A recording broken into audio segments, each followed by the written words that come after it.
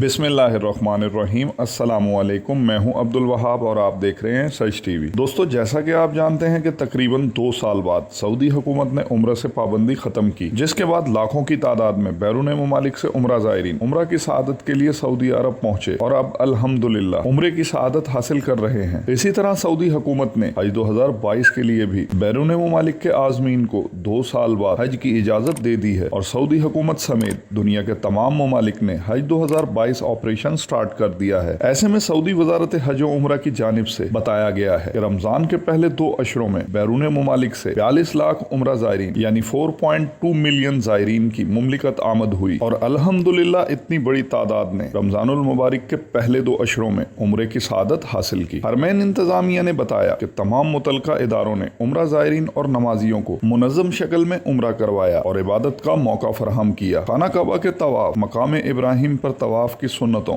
और सफा मरवा की सई मुनज़्ज़म शक्ल में की गई और अल्हम्दुलिल्लाह यहाँ सबसे ज्यादा खुशाइन बात जो सामने आई है, जिस पर हमें अल्लाह का लाख लाख शुक्र अदा करना चाहिए, वो ये कि सऊदी वजारत सेहत ने बताया है कि किसी भी उम्रा ज़ायरीन में कोई वबाई मर्ज नहीं पाया गया है। सऊदी वजीर सेहत ने मजीद बताया कि वजारत हज उम्रा ने ज़ायरीन की खिदमत के लिए 18,000 अफराद को मुतय्यन किया और रमजानुल मुबारक के पहले 2 अशरों के दौरान 7,200 उम्रा ज़ायरीन को तिब्बी खिदमत मुहैया की गई, मगर अल्हम्दुलिल्लाह किसी भी ज़ायर में वबाई मर्ज की तशखीस नहीं हुई। वजीर सेहत ने मजीद कहा कि ये सारी सूरत हाल हज 2022 को बेहतरीन अंदाज में मुनज़्ज़म करने के लिए मुस्बत इशारा है और हम आने वाले हर ज़ायर और हाजी को बेहतरीन खिदमत पेश करते रहेंगे। दोस्तों, हमें इस पर अल्लाह का लाख लाख शुक्र अदा करना चाहिए कि अल्लाह पाक ने 2 साल बाद उम्मत मुस्लिमा के लिए हरम मक्की और हरम मदनी के दरवाजे खोल दिए हैं और अल्लाह करे कि ये रौनकें सदा ऐसे ही बहाल रहें। तो अब तक के लिए दोस्तों बस इतना ही। बाकी जैसे ही सऊदी अरब से कोई न्यू अपडेट आएगी हम बर वक्त आपके साथ शेयर करेंगे। आपका कीमती वक्त देने का बहुत शुक्रिया। अस्सलामु अलैकुम वरहमतुल्लाहि वबरकातुहू।